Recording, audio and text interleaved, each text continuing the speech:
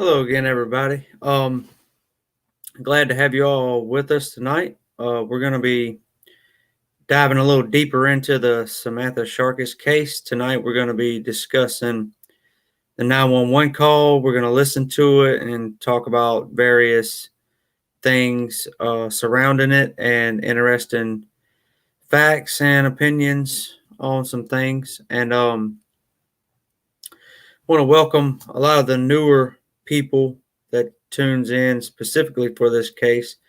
The name of my channel obviously is Making Two Murderers, and I mainly cover the case of Steven Avery, but we cover other cases as well. And this case is, has a lot of pieces to it, like a puzzle.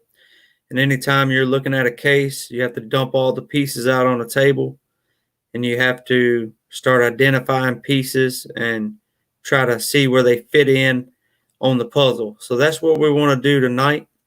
Just another piece of the puzzle. We want to look at some various things. And if you haven't watched the previous 3 videos that I've done on this case so far, I would highly recommend you do so. This is a marathon, not a sprint. So we just need to take a look at a lot of this evidence and let people formulate their own opinions, and then we can go from there. So tonight, we're going to be covering this case, and the first thing we need to do is establish, with anything, we need to establish a timeline, okay? So, if you notice on the left right here, John Sharkis, Samantha's father, had made a post on Facebook, and what's important to note here is he says on November 4th, 2017, at 10:20 p.m. is when something happened to Samantha, approximately. Okay. So on February 11, 2018, John Sharkis writes on his Facebook page that he left the room for only 5 minutes. And he wants to know exactly what happened the night of November 4th, 2017, approximately at 10:20 p.m. Now, additionally, John tells Detective Eklund on a recorded call, "I don't know why I didn't call 911 right away." Now, how much time was in between when he found her and when he called 911? We haven't yet been able to establish that, but as we go deeper and we collect more evidence, we'll be able to find out some more of these things and put a better timeline together. Okay. Now, we know that sometime between 10:30 and 10:45 p.m., the Sam's sister, Mercy, stops by to drop off McDonald's food and a smoothie for Samantha. Mercy's friends, Hayden and Justin, wait in the car. John is standing outside right next to the room door on his iPhone, and he begs Mercy not to go inside the room. When she puts her hand on the door, John grabs her wrist and pushes her away. She then leaves without seeing Sam. She gives the food to John and asks him to give it to her. Okay. So roughly 10, 20 minutes after something supposedly happened to Sam, John's standing outside the door, and when Mercy shows up, won't let her in. Okay. Now, John told Detective Eklund that Sam's boss was supposed to drive Sam to her boyfriend's house that night after work. But John says Sam changed her mind, and that's what John told her boss. When Samantha's boss called John's phone and talked to John, she didn't talk to Samantha. Okay. So what time did she call? That's what we need to know. We need to know what time Samantha's boss called John.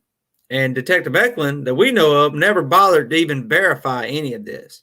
Okay. And that's a reoccurring theme that you'll hear throughout this case is this was never looked at as a murder or anything other than a suicide. Just basically took everybody's word for it as to what happened and the situation surrounding her death. It was never looked at as a murder. Now, on that night at 10:29, now according to John, this would be 10 minutes after something supposedly happened to Sam, right around the time Mercy shows up, Samantha has a Facebook post that to some people seem a bit out of her character. And it goes like this. It says, "Who wants to gangbang me? I'll even pay you. By the way, I'm talking about 5 to 8 people shooting me dead.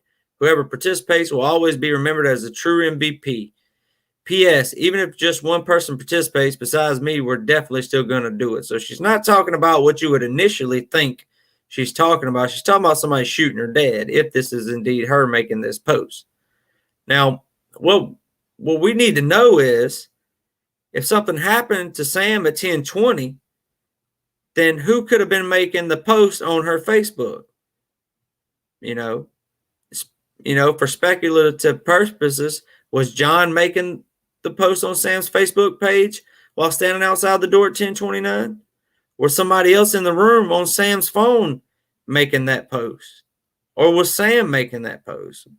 Was the 10:20 way off? His rough estimate of what time something happened to her, was that time estimate way off?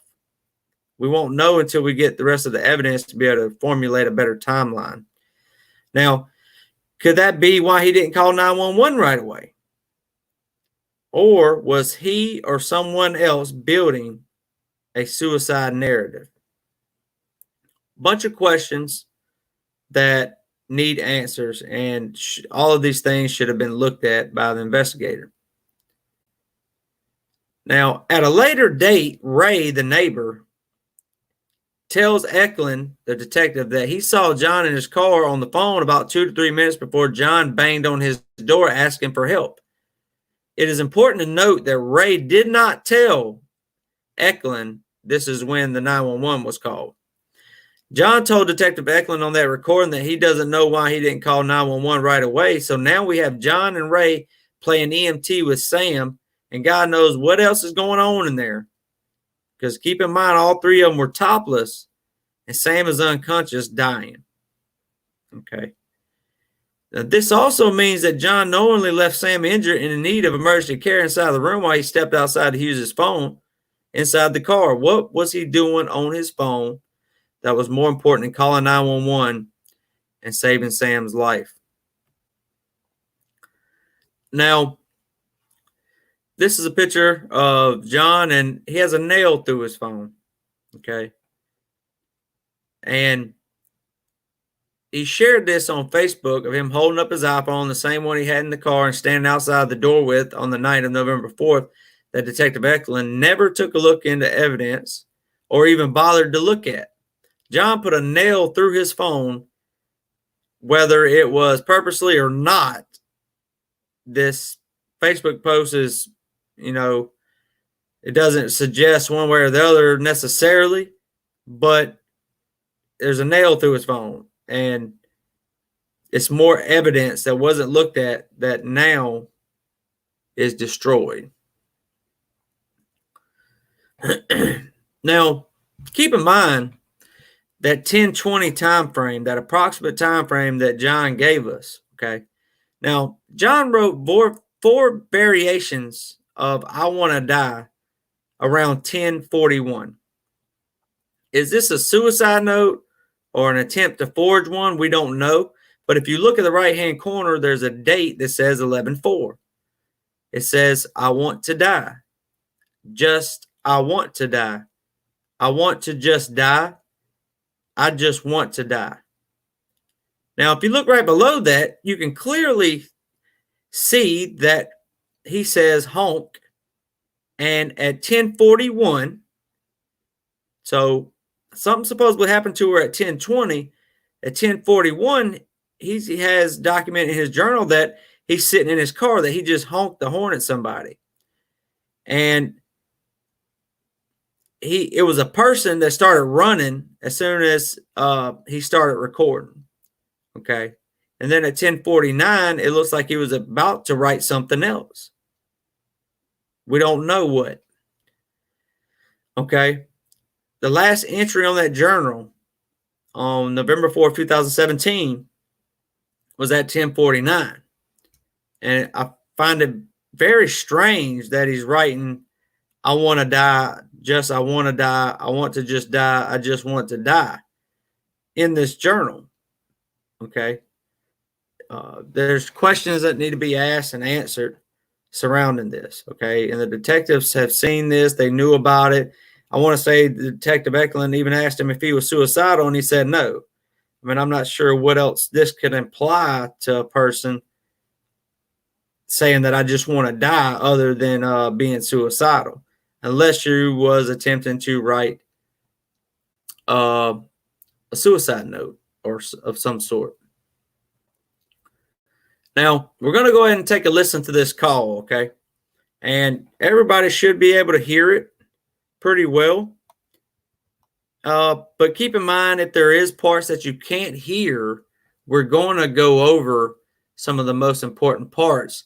But if you have to put headphones in or whatever, on Saturday, November 4th, just 2017 at 11:34 p.m. with a GMT offset of negative 300 minutes. Agent ID is extension is 206. 911, where's your emergency? I need an ambulance. Where? Wesley in 635, so. Okay, hold on. Oh, I need you not one to talk in the phone, and I need you to slow down so I can hear the address. Hurry up, my daughter just hurt herself. Please, Okay. hurry up. I can't hear you. You have to speak into your phone for me. What is the address? 625, Southwell, unit number 20. Wesley in. 625, number 20, Yes, ma'am. apartment 20. And you said that she cut herself? 625, Southwell. Hurry up, please. Okay, I need you to take a deep breath for me. What happened?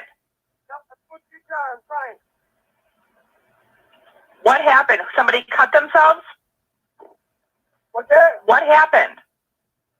She hurt herself. I was in the car. Hurry up, get an ambulance here. Okay, sir, I need to find out, where did she cut herself? She didn't hurt herself. She hurt herself. Okay. Hurry up, please. Okay, where is she? I'm not getting response. Where is she? Hello? Hurry up. Hurry up. Okay, listen to me. Are you able, is she cut down? What do you mean? Are you able to cut her down? Is she on? She's off the head.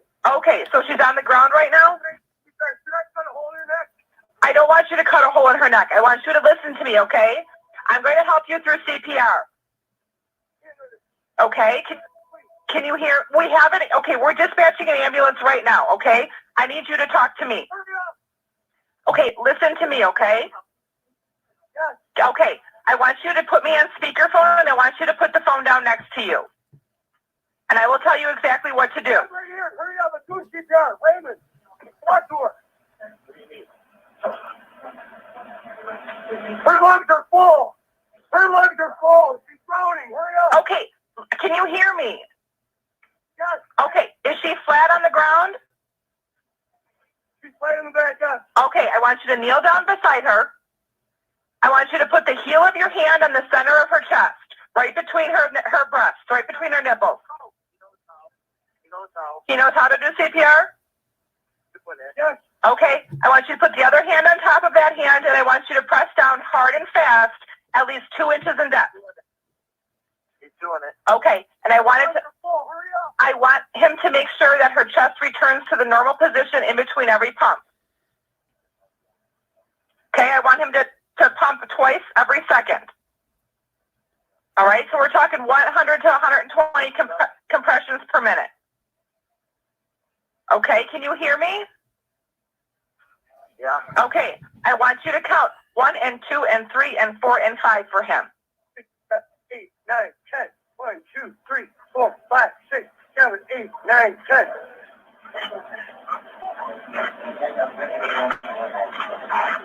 Hurry up! Okay, we have rescue dispatched, okay? I want you to keep pumping for me.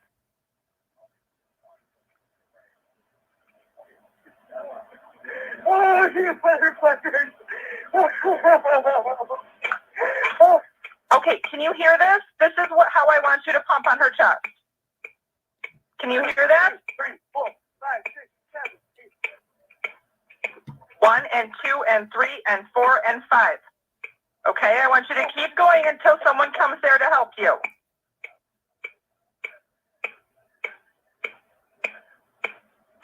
I want you to keep doing that until you get any signs from her, okay? If she starts breathing, moving, coughing, anything. Gosh, hurry up. I have rescue dispatch. I also have an officer en route, okay? They're hurrying as fast as they can. I don't want you to give her any kind of breath. I just want you to keep pumping her chest. No breath? No breath. Nope.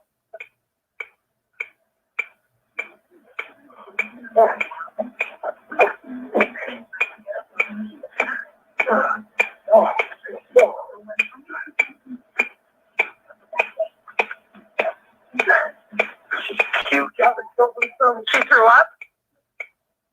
Puking. No, it comes from the stomach. We heard that. Hurry up!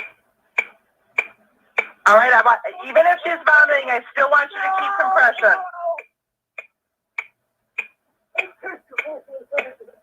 Help me! Hurry up! Sir, are you able to take over for him?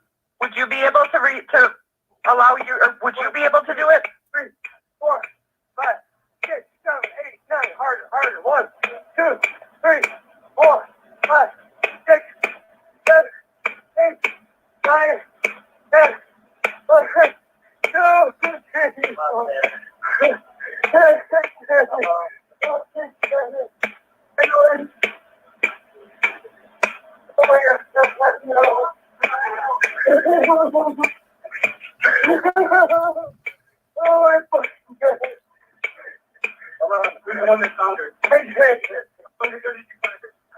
How are we doing? Are we still doing compressions?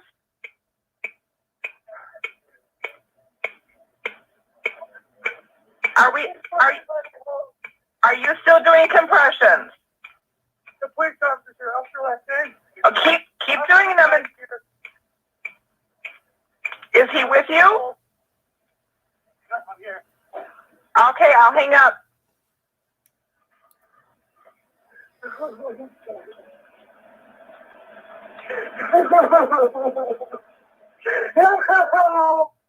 my God!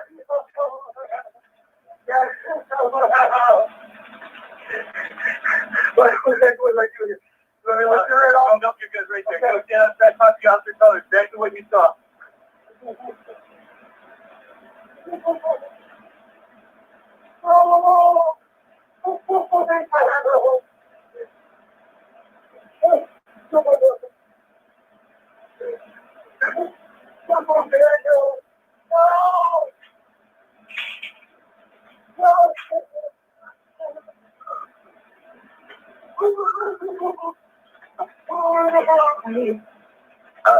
Do you want to get there? Bring it easy.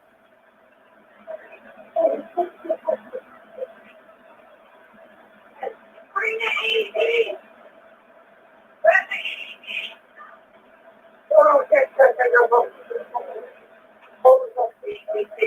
Yeah.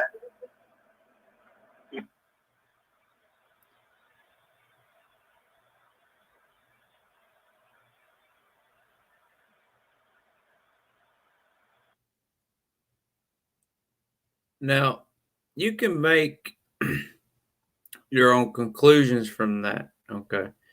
In my opinion, some of the pieces sound very, I guess you would say, normal. And some of the pieces sound not normal to me. That is my opinion. But keep in mind, in a timeline sense, that right there is our center point. That is our most reliable center point to go off of from both ways from a timeline, because that call was made at 11:34. If John's approximate time was correct, that would imply that 911 wasn't called until 74 minutes after something happened to Samantha. Now, he could be off on his time, but that's why this should be investigated, should have been investigated. Everything should be looked at, phone records. Did the boss call? What time? All of these things, okay? But none of that was done. Now, according to the police report, when Officer McBride arrived, John, Ray, and Sam were all topless. The temperature at midnight was only 42 degrees outside. By then, Sam's lungs were full of fluid and vomit. Her lips were blue. She had no pulse. Her face, forehead were covered in pudichy and pudichy. And I think that's how you pronounce it. And according to Officer McBride, she had a noticeable bruise on the right side of her neck. Remember, she's right-handed too. She also had a bruise on her shoulder. Sam could have lived possibly if John and Ray had called 911 right away. Now, I don't know if you heard that in that 911 call, and we'll post it so you can hear it for yourself, but for some reason, Ray, and this isn't to imply anything because, you know, we don't know, but at some point during that call, Ray says, "You're the one that found her," something to that nature. I have yet to come up with an explanation in my head as to why that would be said, along with a few other things. And I don't know, that struck me really odd. I think it's fair to say that that's kind of not normal. Like, what are you talking about? You're the one that found her. Yeah, John's the one that found her. What are you talking about? You know, it kind of it makes you think, like, some of these things that are said and done, it makes absolutely no sense. Okay. So I want to point that out. That's not to imply Ray had any wrongdoing, but we don't know, and none of this was looked at. You know, Ray's phone conversations, text messages, John's phone conversations, text messages, none of this was looked at, investigated. They just, you know, I guess you could say, took the word of the people that was there that, you know, he found her hanging like that. So during this call, at 51 seconds, John says, "She hung herself. I was in the car." Okay. And at 1 minute and 56 seconds, Ray finally walks in and casually asks John, "What do you need?" And he did sound really calm. So after John supposedly goes, knocks on his door or window, and Ray comes walking over there, is like, "Hey, what do you need?" Even though in the police report, you know, Ray is saying that when he got there, he seen John, you know, Samantha laying on the floor, John ripping the shirt off to do CPR. You know, in the call, it sounds very calm, and you can go back and listen to it and casual, just like, you know, "Yeah, what do you need? You know, why are you bothering me?" so to speak. At 2 minutes and 4 seconds, John yells, "Her lungs are full. She's drowning." Now, you can nitpick that all you want, but to me, my initial thought, having been through CPR training, first aid, and all that stuff before, if her lungs are full and you know her lungs are filling up with vomit or whatever, and you told the 911 dispatcher that you know how to do CPR, well, if you know how to do CPR, more than likely you know what the recovery position is. You could have rolled her on her side, let it try to get some of it out of her mouth just for a few seconds, and then later back on her back and continue to do chest compressions, okay? Or to continue to just follow the direction of the dispatcher, which is probably the best thing to do.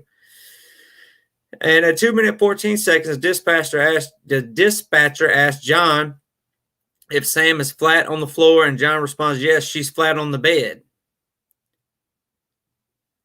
Okay. At 2 minutes 25 seconds, Ray interrupts the dispatcher, says he knows how to do CPR. So apparently they know how to do CPR, okay? And there's conflicting statements because John's saying she's on the bed, but she wasn't supposed to be on the bed. According to the rest of the evidence, she was on the floor. That's where the vomit and everything else is at. Okay. At 3 minutes and 27 seconds, you have some questionable audio. And although you can't, everybody reacts differently. Some of the takeaways from this sounded very odd. Some of it sounded natural. So this isn't to imply anything other than opinions from, my takeaways from some of the tape. Now, 4 minutes and 11 seconds, John or Ray, it's hard to tell which one, says pull her up. So, maybe, which that's kind of confusing, not exactly sure what they mean. 4 minutes and 40 seconds, Ray tells dispatcher she's puking. 4 minutes, 54 seconds, help me, hurry up. Where was the hurry up at 10:20? Okay, if indeed something happened to her at 10:20, why is the 911 call being made at 11:34 p.m.? That's my only question. I don't see how someone could be an hour off on their timeline. Okay, 5-10 minutes, that's arguable, that's reasonable, but I don't think it could be an hour off. If this is 11:30 when he claims something happened to her, then that's a different ballgame, because 4 minutes later he'd be calling 911. But he's saying 10:20, shortly before Mercy shows up with the food and he won't let her in. 5 minutes, 42 seconds, Ray can be heard saying, "Come on, you're the one that found her." Okay. 5 minutes, 59 seconds, Officer McBride arrives. John suddenly ramps up his tears on cue and then suddenly talks normal. At 7 minutes and 3 seconds, someone says, "Are you a sister?"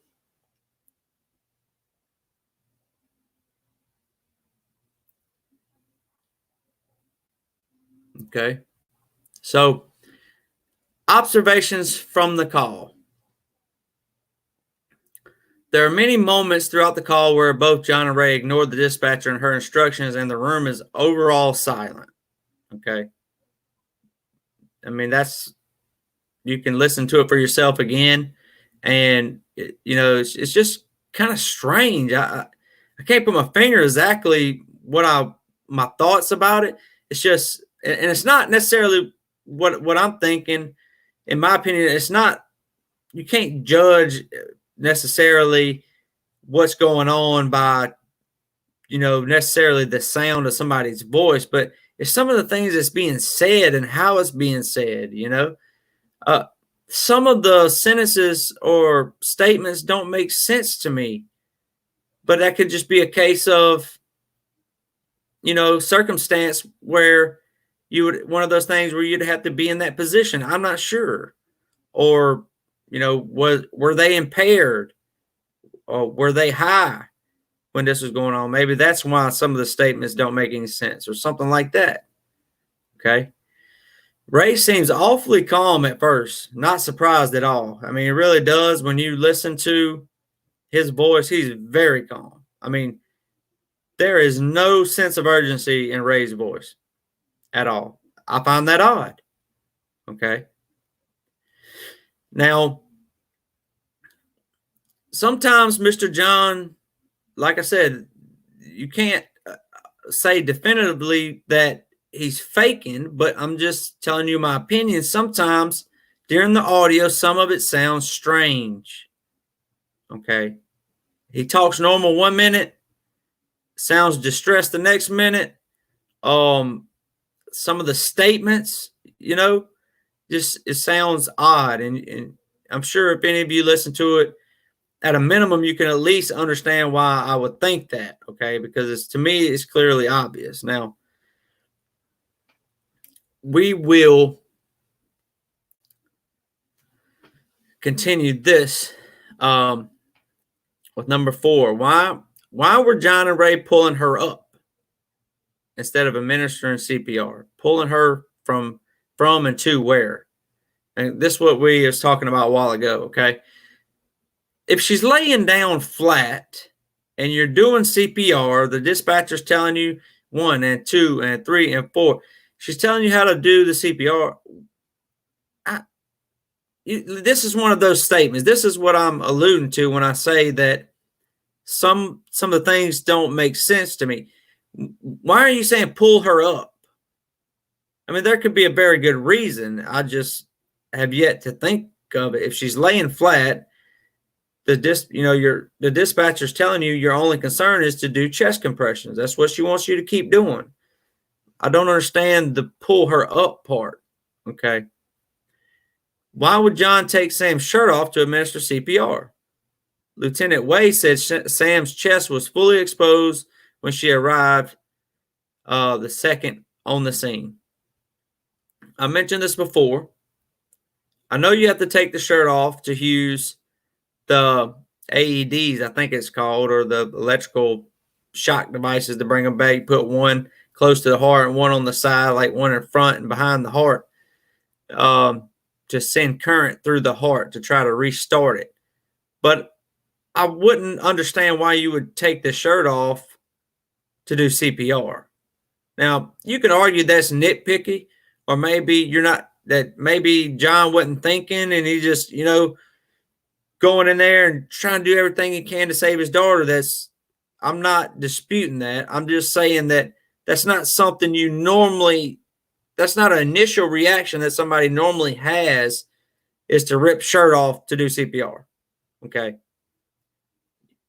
That, to me, that would be considered rare at a minimum. Now, why did it take Ray over 2 minutes to walk a few feet next door to John's room after John allegedly pounded on his door shouting help? It's not like he stopped to put a shirt on before coming over. Okay. So there's speculation, according to Ray's tone and how calm and everything. In my opinion, it seems like Ray might have known what was going on prior to this 911 call in some form of fashion. I don't know. Now, you could take that for what it is. That just sounds like he sounded too calm. If I walk in, somebody needs my help, and I walk in and I see a lady or someone laying on the floor that appears to be dead, and the father's screaming for help, and he's doing CPR and all these things, I would have, and anyone would have some sort, unless you're a trained EMT or police officer or something like that, you're going to have some sort of distress or stress in your voice, I would think, okay? And that's just my opinion. It's not to imply that Ray did anything wrong. It's just an observation that I find about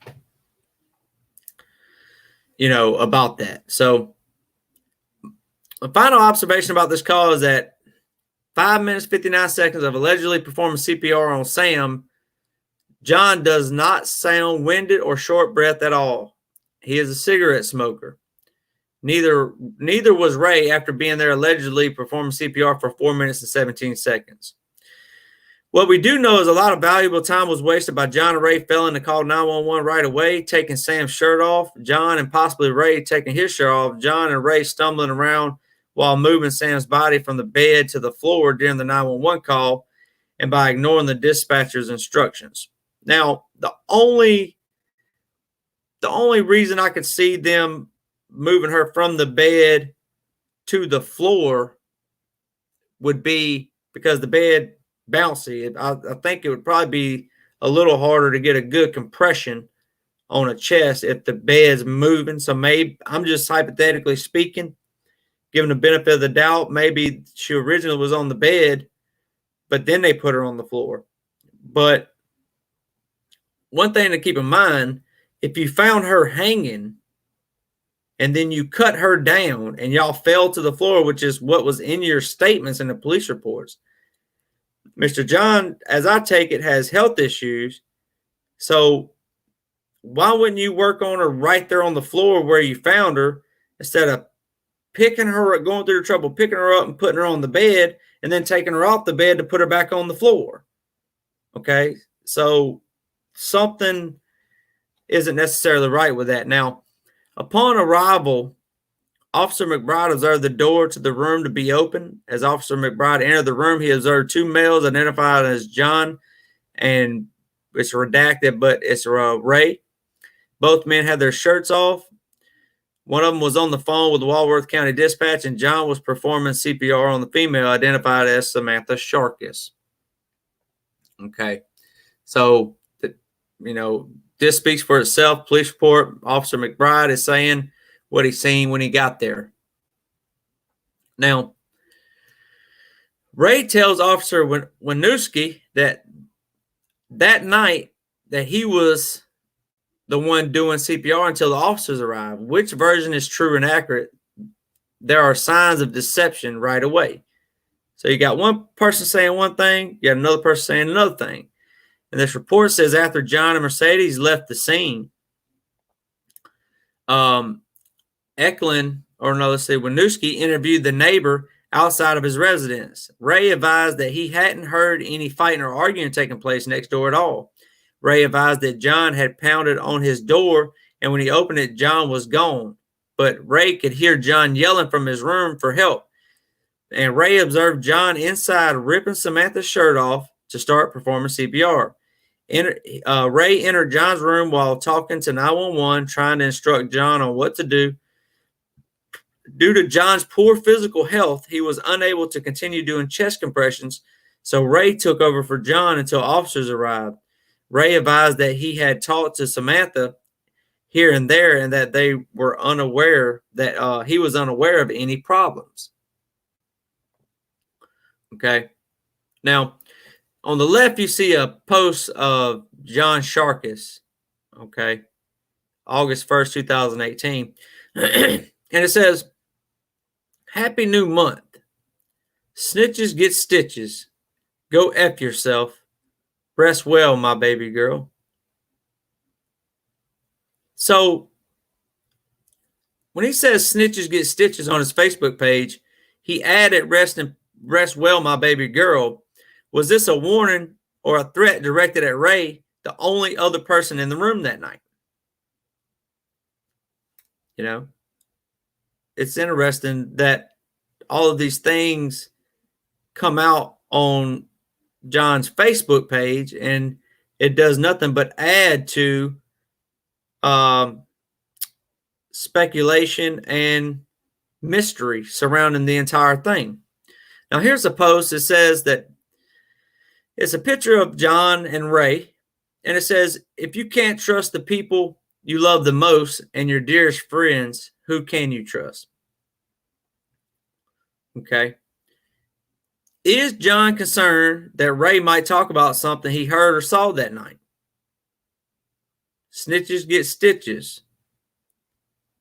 If you can't trust the people you love the most and your dearest friends, who can you trust?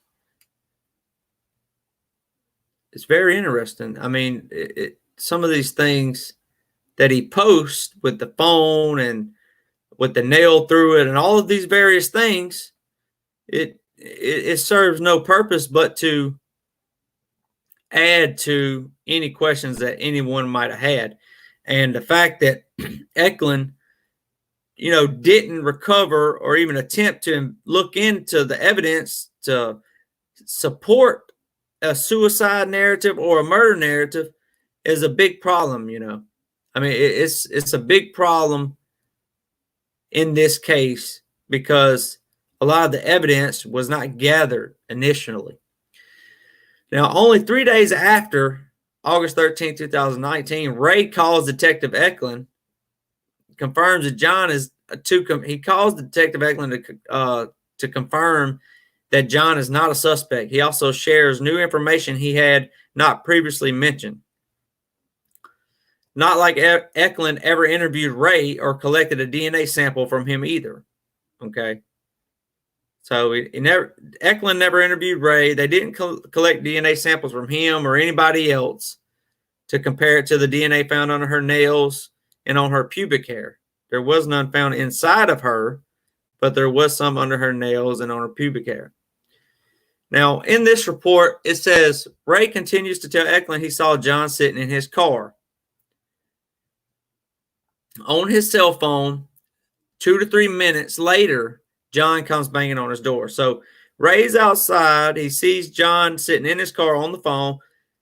Ray goes inside. 2 to 3 minutes later, John comes running over there banging on the door. Just that quick. After Ray entered John's room, John supposedly said they need to get Sam on the floor. Then Ray took over for CPR before Sam vomited. It's important to note Ray did not say this is when the 911 was called in this report. Okay. Now, it's important to note that Ray never saw anyone but John go to or from John's room. John has claimed he saw 2 shadows, implicated several others who were not there, and recently accused his other neighbor of disappearing that night. Now, we talked about it before, and what I find interesting, to John's benefit, there was a window that somebody could have got in that room.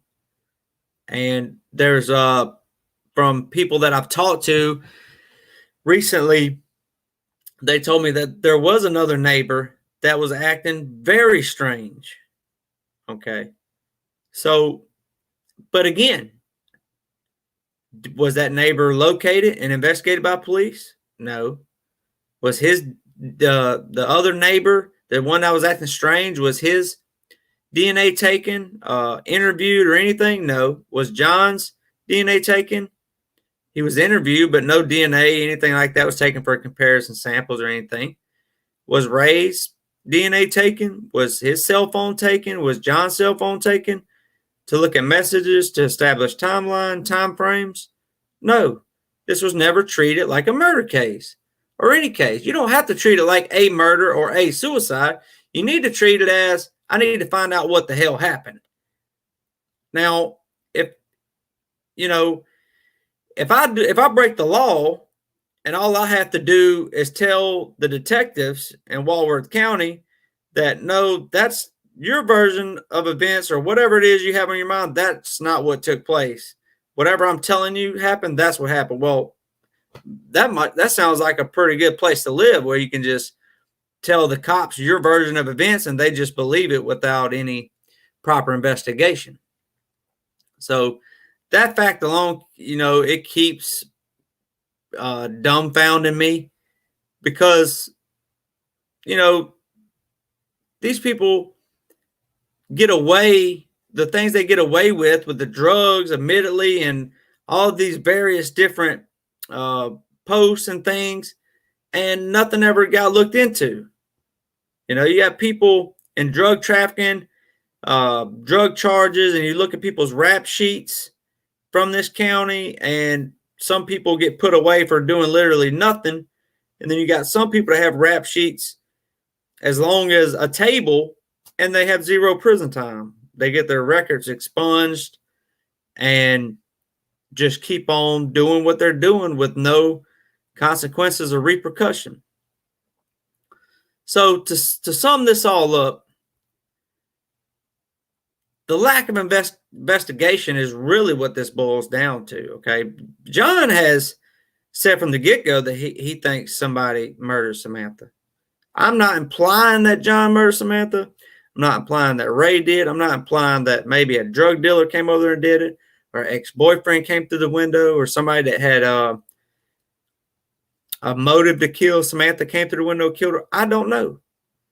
But everybody is a suspect until you're eliminated as a suspect. Typically, that's how it's supposed to go. And you typically start with boyfriends, ex-boyfriends, family members. Okay. If you are murdered, that's the ones typically that kill you. Now, so some questions we have is, why didn't Eklund collect both John and Ray's cell phones that night? Why weren't John and Ray immediately taken down to the police department and interrogated separately? Whose male DNA was on Sam's pubic hair and under her fingernails? How long did John and Ray wait to call 911, and why did they wait? Because remember, John says that at 10:20, something happened to Samantha. The best and most solid piece of evidence we have to establish a timeline is 11:34 p.m. is when the 911 call was made. Why didn't Eklund get a copy of the recording John allegedly made of the person who ran at 10:41 that he honked the horn at? And why didn't Eklund interview Sam's boss, who planned to give Sam a ride to her boyfriend's house that night? Eklund didn't even record what time her boss allegedly called and spoke to John. So all of these different things need to be answered. Maybe some of these things were looked into and the information just isn't being provided for whatever reason. Okay. And we're working on getting more information, text messages and things like that, open records request. But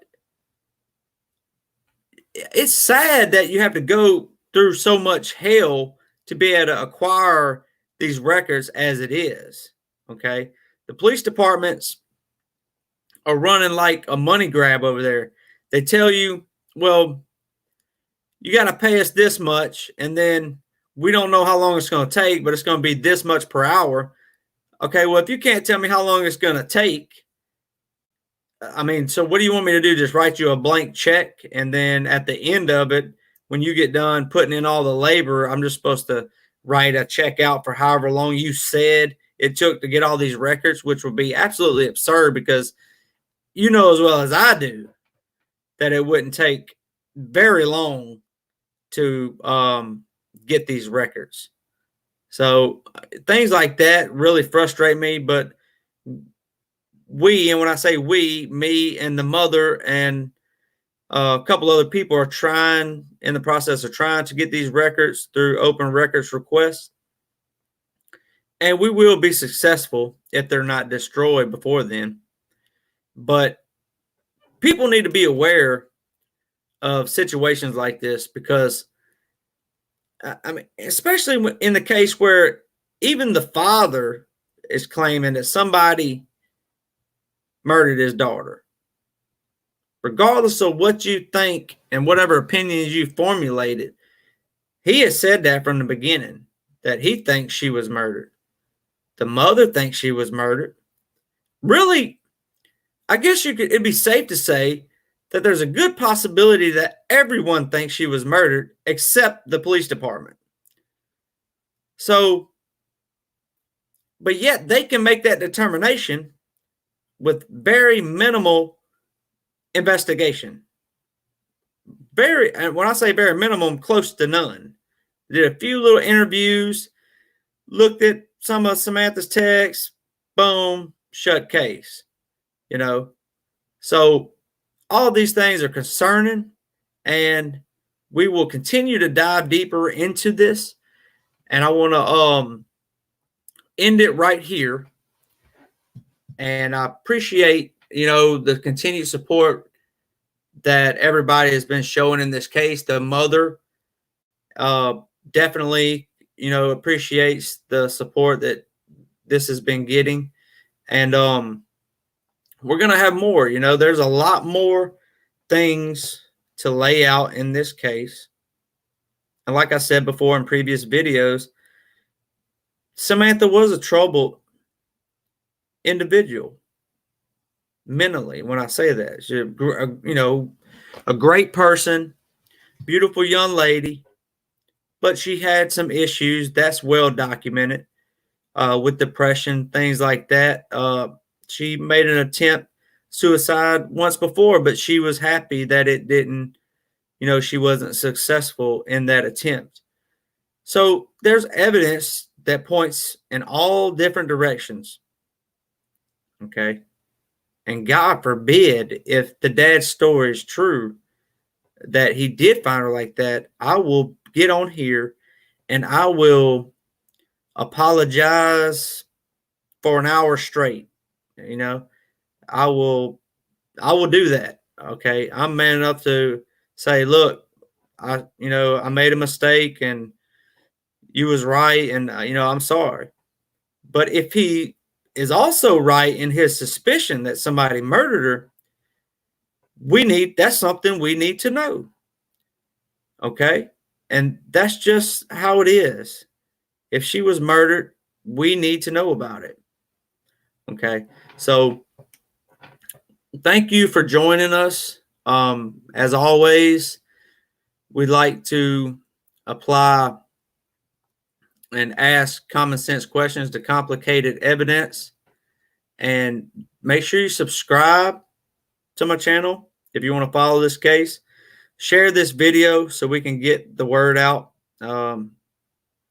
And make sure you like the video. And if you have any comments, questions, or concerns, make sure to either reach out to me in some form or fashion, or you can ask me in the comments section.